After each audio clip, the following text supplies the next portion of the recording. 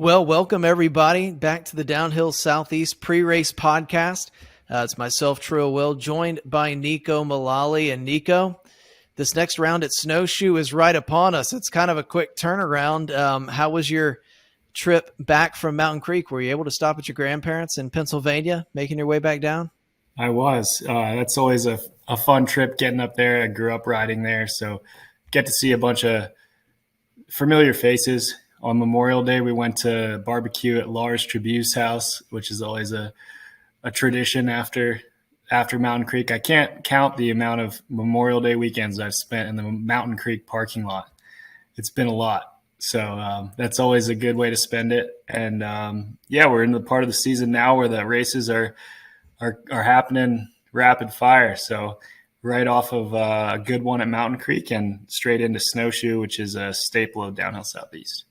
For sure. Well, and hopefully Memorial Day at Mountain Creek becomes a tradition for more folks from the Southeast, because it was the second year that we were up there. And by all accounts, it was an incredible event. I wasn't able to be there in person, but I did get to commentate on the replay show. But how were the vibes up there on the mountain? Oh, it was awesome. It was the biggest event they had there since the U.S. Open in 2011. I think Memorial Day weekend was always the U.S. Open. When I was growing up getting into racing, I got to go there and watch Sam Hill race on Memorial Day weekend at the U.S. Open at Mountain Creek. And that was just their weekend for having the race. So hopefully we can bring that back with the U.S. National combined with Downhill Southeast. The partnership, I thought, worked really well from our side. And I think we can do it even better next year. So vibes were high, tons of racers. Course was good. Weather was awesome. Can't really ask for better. Yeah, it was the biggest pro men's field we've seen this season, not surprisingly. Combining it with the National Series, 43 racers finished on race day. And yeah, some of the fastest racing we've seen so far this season. Dakota Norton was back on the Downhill Southeast scene and took the win by, I don't know, just about 7 seconds over Vlad Cherubleh. That is how you pronounce it, by the way. I had Vlad send me a voice memo. Yeah, no, the racing was awesome. It was a pretty good. I thought it was awesome racing on the recap. For sure. There was Mangler and the guys did amazing on the coverage. Tons of cameras on track. It's also a short course, so you got to see almost the whole thing. And the racing was super exciting. Dakota was definitely a class of the field and put down an awesome run. So that was sweet. Unfortunately, with the national being UCI, Asa had to race in 16 and under, but he would have had the second fastest time and was about a second and a half behind Dak. So it would have been cool to see those two, their runs compared to each other. But we'll have to wait for another day for that. Yes, we will. Speaking of Asa, he was busy this past weekend at the Downhill Rockies event in Angel Fire and put a pretty big hurt on the field there. He won that race. Jack Peterson was second, and both of those guys will be at Snowshoe. So I know they'll be fired up to get at it once again. And I do have to give a shout out to the pro women's field. Riley Miller put down a pretty dominant performance there in the women's field as well. A 3-second margin over Shell Peugeot. It was just great to see her continue to get some confidence. And she's in Europe right now with Dylan Conti. It's her second year junior. So, maybe we'll see quite a few Downhill Southeast riders making some noise in Lenzerheide this weekend. Absolutely. We are definitely seeing a lot of our guys out there. A lot of juniors. I know a bunch of the guys from the Gravity Academy team are over there racing the Junior World Cup, as well as our Southeast pros that are the best in the country, obviously, are over there. We've got guys like Luca, Aaron, Dakota, who have all competed in our races this year, who are going to be competing for podiums this weekend. So it's awesome to see Downhill Southeast presenting that type of class of the field over there in Europe. Downhill Southeast Worldwide. It's got a nice ring to it. Well, we'll see what we can do with that. Speaking of folks battling, the point standings are shaping up for the year, and Shell Peugeot's got the lead in the women's point standings, 91 overall points. Abby Ronca's in second. Abby will not be getting any points at Snowshoe because she is with the Gravity Academy over in Lenzerheide for the start of the World Cup. I do believe Xana Logar will be at the start line in West Virginia, her home state. So we'll see if Xana can make up some points. She's currently third in the overall. And when it comes to the men, we're going to see our two top dogs in action at Snowshoe, Jack Peterson and Asa Vermette. They're separated by just 3 points. And I think Jack was pretty stoked to, have his time be close to Asa in the last round of Downhill Southeast. Definitely. It's cool to see Jack developing into the rider that he is through our race series this year. He hasn't had much time on a downhill bike. This is his first season racing a downhill bike, and he's really growing into it, and he's our series points leader. So the guy's got a lot of potential, and I think he's only just starting to show that. I think there's a lot more to come. No doubt. We'll have to get Jack on a feature spot for the replay show, because I got to learn a little bit more about this wild man from Colorado. Definitely. Well, speaking of Snowshoe, let's talk a little bit about the history of this venue before we get into the particulars for this next round. Nico, I've got a trivia question for you. We love some Downhill Southeast trivia. In the 4 seasons we've been to Snowshoe so far, there has only been one elite woman to win the race at Snowshoe. She's won all 4 rounds. Who might that elite female racer be, Nico? I think you might know her pretty well, Will. Caroline Washam. That's correct. Yes. Hey, I didn't want to lead it off myself. I wanted to get you there for me. But yes, Caroline's won all 4 races there. She will be there, but she will not be in the field. So we'll have a new winner, whoever it may be, from the pro women's field this time. So pretty exciting. Yeah, absolutely. Man, it's awesome that Caroline has won that. I didn't realize that until you mentioned it. It obviously makes sense because I know she won the past couple, but thinking back to 2018, I was wondering who that was going to be. But yeah, it'll be exciting this year. I bet, Rachel will be hard to beat with especially with Xana racing over, with Abby racing over in Europe. But she'll have her hands full with Xana and I'm sure a few other fast girls this weekend. Yeah, I saw Amelia Capano on the start list as well. So, yeah, we'll see who else ends up signing up before registration closes tomorrow.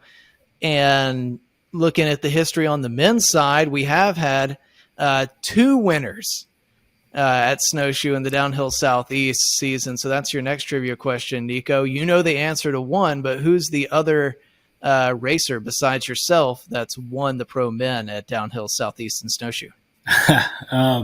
Isaac Leifson. I think he was a 2021 winner. It was the same, just like this year. It's the same weekend as a World Cup. And I remember watching him crush it on that homemade bike of his. I think he took the win by a big margin that year. So can't forget that. Absolutely. What's up, Isaac, if you're listening over in Norway? Would love to see you come back to Downhill Southeast and pull a backflip. I guarantee you he's not listening to this. It's just fun to say. Yeah. Hey, we're pretending we have a huge audience here. Thousands upon thousands of ears. Yeah. Well, it's our fifth time here in Snowshoe. It's our 8th season at Downhill Southeast, and Snowshoe was a venue that kind of came on in the middle of the series. But how stoked were you to bring Snowshoe into the fold when we got them onto the circuit? It's a pretty special place. Yeah, it was awesome. I mean, they're really the premier resort in the Southeast. They have such a nice, just all around ski resort up there with the village and the bike parks having one mountain for racing and one for free ride. Like it's pretty special layout that they have. And in the beginning of Downhill Southeast, we were just doing it locally, really, to like North Carolina and Tennessee. First years we were doing it preseason. That was the idea, was to do these preseason races. We had TTC, Windrock, and Bailey.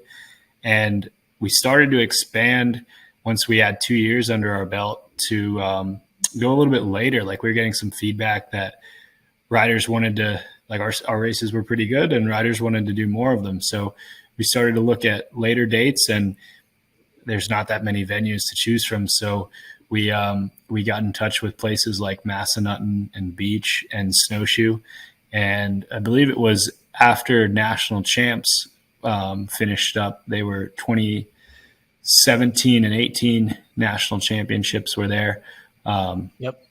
I remember, I think I was like leaving the anti-doping and talking to their marketing guy saying like, hey, we should do Downhill Southeast race here, just like throwing it out there.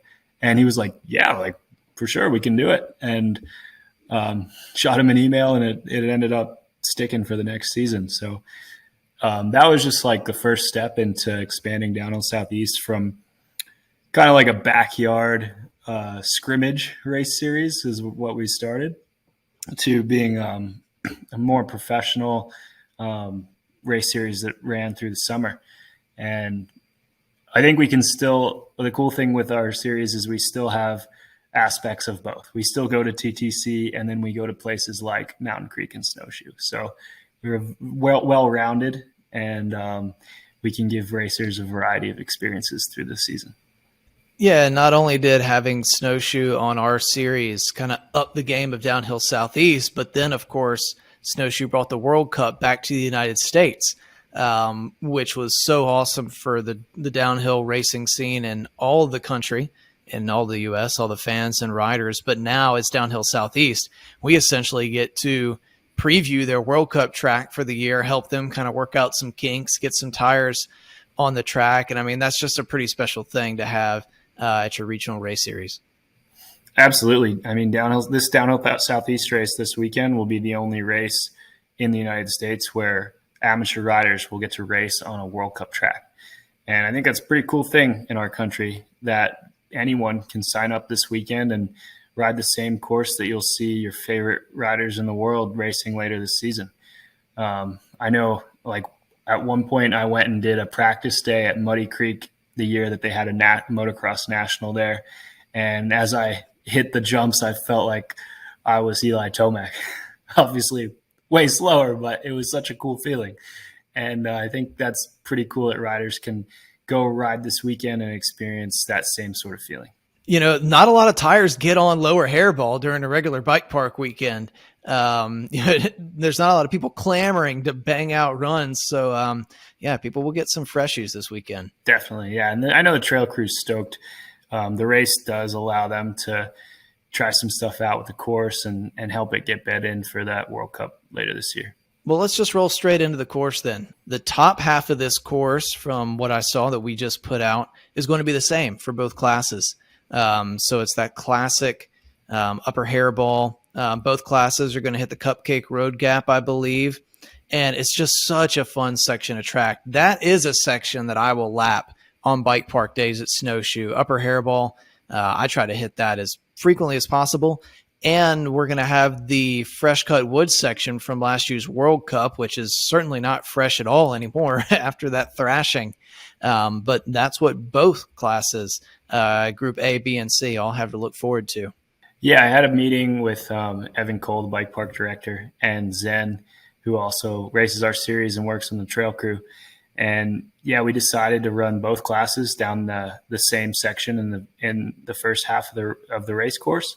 There's just not that many choices for a good race course at Snowshoe. There's awesome free riding on that side of the mountain, but to put a run together that doesn't hit one of the flat spots it leaves you with not that many choices. So the idea was to we could also gone across to Pro DH for the Cat 2.3s, but it's actually just as difficult as Hairball, which is the World Cup course, and we thought it would be cooler to have those guys ride more of the World Cup track. I think they could get that experience we just talked about. So yeah, they'll be running that obviously without the big jumps, the V-tree gap. Had a bunch of guys ask if we were going to put that in, but from what I've seen at the past two races, it's better we keep those gaps out. There's a lot of opportunities to improve on other things than hitting big gaps, especially with like the resources that we've got. You know, we don't have the huge medical team that they have at the World Cup. So putting in some of those gnarly features, and as someone that's hit the features, there's nothing to separate you. You either jump them or you don't. Whereas like going around them with those corners, it's a section where people can gain or lose time. So I think at this level race, that's more important than the big jumps for show. And then entering that new section of upper hairball that was fresh last year, they're going to go I guess across like that off camber, kind of like the old entrance to Upper Hairball, and then turn right into it rather than over the steep drop across the road that we raced at the World Cup. That was pretty gnarly, especially with the big compressions that got into it. So the entrance will be slightly adjusted from what the World Cup guys raced to make it actually maybe a little more difficult with the turns, but not as, I guess, gnarly and not as much of a consequential factor to it. And then once you get into that fresh section, they did adjust it a little bit. I thought after racing it last year, there's a couple of things they could do to make it maybe flow a little differently, not better or worse, but just change it up. That's a pretty cool section of woods. It's pretty wide open, easy to change. So there's going to be some new stuff in there that'll be fresh for this race, and that'll be a good chance to test it out for the World Cup. Nice. I'm sure we'll have a couple cameras in there on that new section, so all the boys in Euroland can try to put their eyes on it, because we want the U.S. guys to have a little bit of home field advantage here at Snowshoe since all the other races are in Europe. Yeah, and those guys over in Europe, they go and ride all the tracks beforehand, so we got to take one while we can get it. Well, the lower half of these courses split up, and it's kind of a traditional split that we've seen at Snowshoe in the past. So if you're a racer that's been to a Downhill Southeast at Snowshoe, on the Cat 2-3 course, it'll be lower pro DH, and I believe it's all lower pro DH. It's not the Lincoln Log section, and it's just a great section of trail. It's certainly a physical course. It's going to be the longest course for Cat 2-3s of the season, no doubt. So you're going to have to be mentally tough. You're going to start to feel the legs and the arms and the lungs burn a little bit as you get down there. But I like the longer course. I think it really gives an opportunity for folks that just carry consistent pace to get up there in the box. It's a lot different than a Ride Rock Creek where it's like you got to hit every single line perfectly. It's a shorter, more precise course. This one just kind of lets you hold the throttle wide open, and it'll be some pretty long times for Cat 2-3. Definitely. I think that's a cool aspect of our series. We have a variety of tracks and track lengths like that. This one we raced actually 2020, the COVID year. They had a national on this course towards the end of the season. And it's tough. That bottom section goes on and on. It's the distance wise, it's a fast track, but it covers a lot of ground. The boys said they had a fresh section in there too. When you cross the last ski slope on lower pro DH there's some new stuff that they put in just for this race that they were excited for the riders to check out. So it's cool. I think it's important to put that effort into the Cat 2-3 course. Those guys are the future. They're building their skills into being Cat 1 riders, and we don't want them to think that we just hobble something together for their course. We want to put just as much effort into the Cat 2-3 course as we put in the Cat 1 course, and it'll be cool. This one actually has more new sections on it than the Cat 1 course does. Oh, heck yeah, man. Well, I'm excited to get out there and maybe try to cut a practice lap in between all of my duties on the weekend. The last downhill race that I personally raced was at Snowshoe at the National Series in 2018. And we did race lower pro DH. So yeah, folks are in for a treat, and it holds up regardless of the conditions. So yeah, it could be a deluge, and lower pro DH is, just still ripping. Just like it is on a dry weekend. And I don't even know if I've ridden it on a dry weekend, Nico. I'm going to stop talking about the weather. Let's talk about the bottom of the pro track. It looks great this weekend, man. I checked out the forecast, and man, we couldn't ask for a better forecast. It's sunny every day that comes up on my phone. So knock on wood, but I think we got a beautiful weekend cut out for us. I will still pack my umbrella and rain jacket just to ensure we keep that forecast. Good. You should. Well, let's talk about the lower pro track. It's going to be OG lower hairball. We're not doing the wild zone. And this is one of the track splits that they've used at the World Cup in the past. Man, it just extends the rock garden experience. I can't wait to see some of the shots from the replay show of this section. Because quite honestly, I don't fathom how the top pros ride this stuff so fast. Oh yeah, it's such an gnarly section. It's not like there's a feature rock garden. It is a rock garden for 2 minutes. It's just relentless. It's super technical. and the faster you go, the smoother it is. So it's a challenge to try to get up to that speed and stay on top of them. But it's all natural down there. It's just the lay of the land, and it's a cool section for sure. All natural, man. Doesn't get any better than that. Well, the courses are certainly going to be the star of the show for the race this weekend, but there's so much that comes with going to Snowshoe and the resort and all it has to offer. So talk a little bit about the experience that the racers are going to have at Snowshoe this weekend. Where is the Downhill Southeast trailer going to be parked amongst the village for folks to get their packets picked up? So we're going to be set up at the big top parking lot. That's where we were last year. So we'll be set up right there. Riders can come first thing. We'll be ready about sunrise on Friday morning. Pits will be in that same parking lot. I believe we've sold out of the pits already. We had 25 spaces available. That's just the amount of room they had in that parking lot. And so if you missed out, you're going to be just in the main parking area across the street from the hotel there. And I believe you're going to have to pull your stuff down each night. It's just a regular general parking lot. So the old pit area, which was at the top of the Powder Monkey lift, is now there's construction going on there. I'm not sure if it's condos or a new chairlift they're putting in, but there's going to be no parking in that area, the grass that kind of connected the village with the Western Territory. So it'll just be the pits in that big top parking lot. And like, as I said, unfortunately, all the spots have been sold. And they've got RV camping available down at Silver Creek. RV and van camping, but it's with reservations. So I was told go through the Snowshoe website to book a spot. You should be able to figure out where to book a camp spot there. So I know a lot of people, Downhill Southeast racers, like to travel in the RVs, and they got you covered at Snowshoe. It's not free. You do have to pay for it, but they have a spot on the mountain for everyone camping. Nice. And if you're camping down there at Silver Creek, you've really got front door access to some of the backcountry trails over there, Beaver Dam, headset adjustment, and a bunch of other goodies over there too. I won't spill the beans. You'll have to find them for yourself. But after practice, there's definitely some stuff to explore over there before you turn in for the night.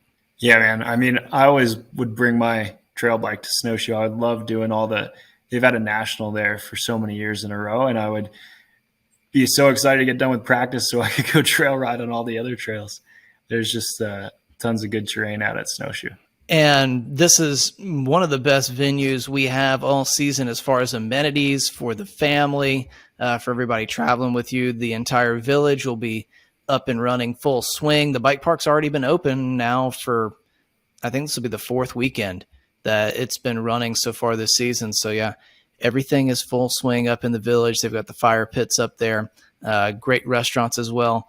I don't know if there's any entertainment this weekend, Nico. I should have checked the calendar before we got on here, but I wouldn't be surprised if they've got some entertainment in the village. Yeah, for anyone who hasn't been there before, it's just an awesome ski resort village. There's tons of stores, restaurants, awesome hotels, cool places to stay.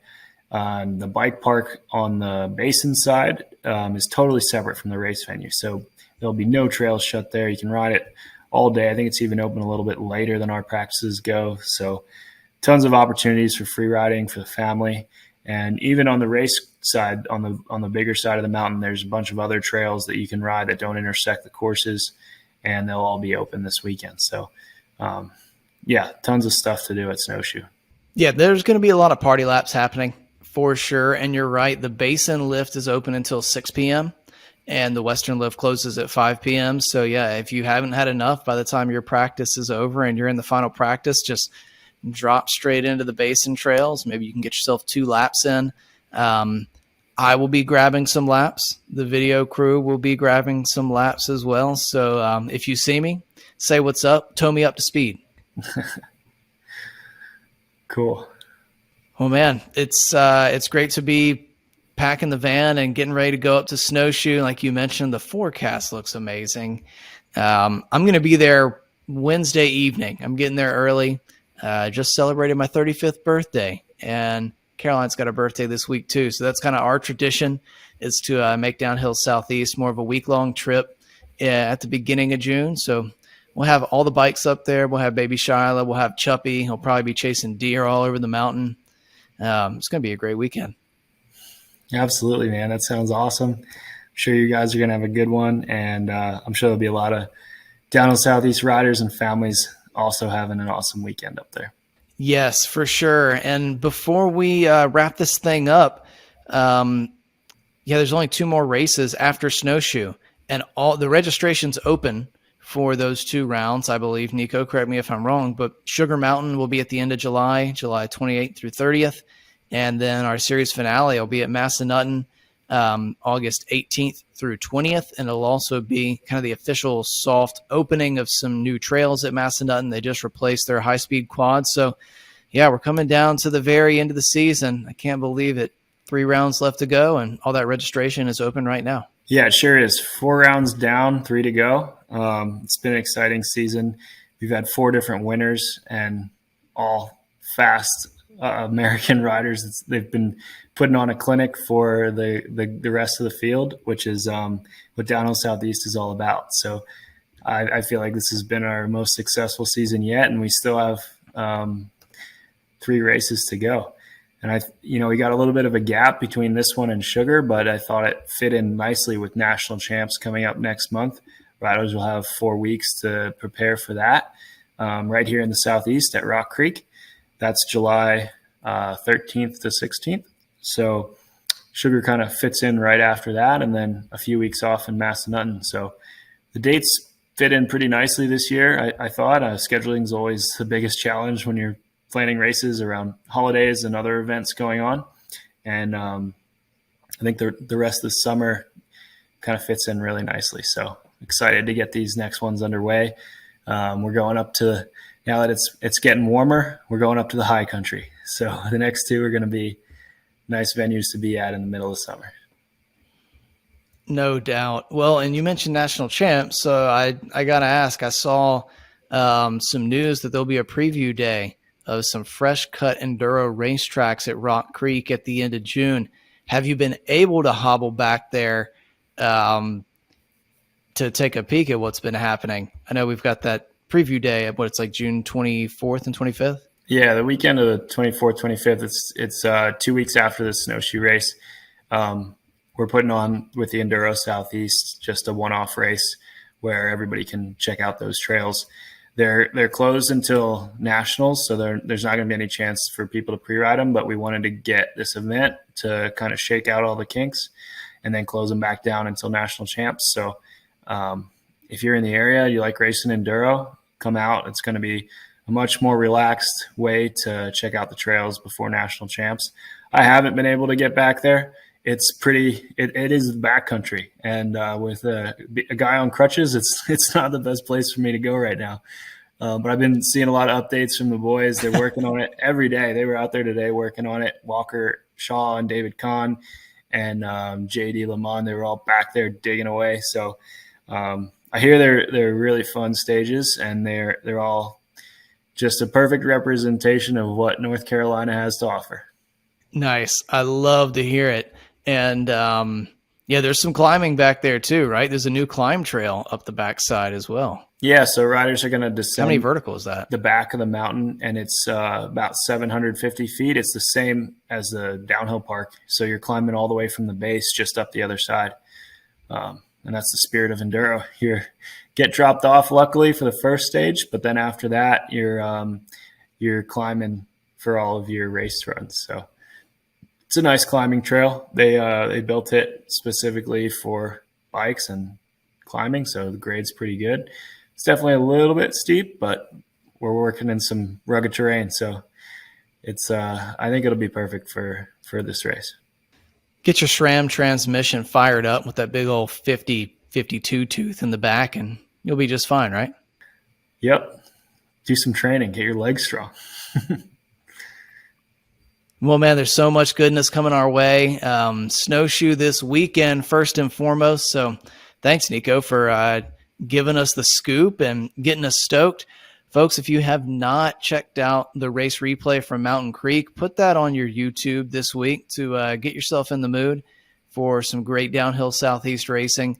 That entire show's up on the YouTube channel, and we have a new playlist. So you can just click on the 2023 season playlist, and it'll give you all those shows, and get primed up to do some spectating and be loud for the taping of our pro show this weekend at Snowshoe.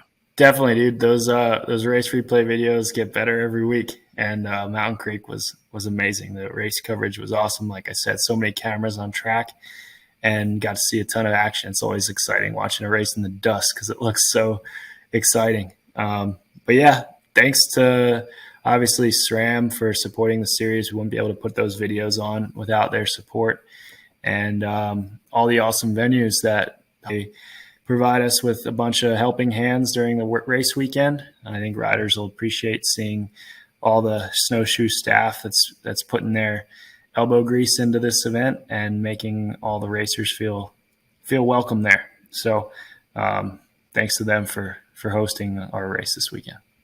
Absolutely. Looking forward to seeing the entire Snowshoe crew. And Nico, I'm looking forward to seeing you, man. Miss seeing everybody at Mountain Creek. So yeah, let's wrap this sucker up and hope to see everybody out at Snowshoe in just a few short days. Safe travels to you, Nico. We'll see you up there. Yeah, you too, man. See everybody up at Snowshoe this weekend. Thank you.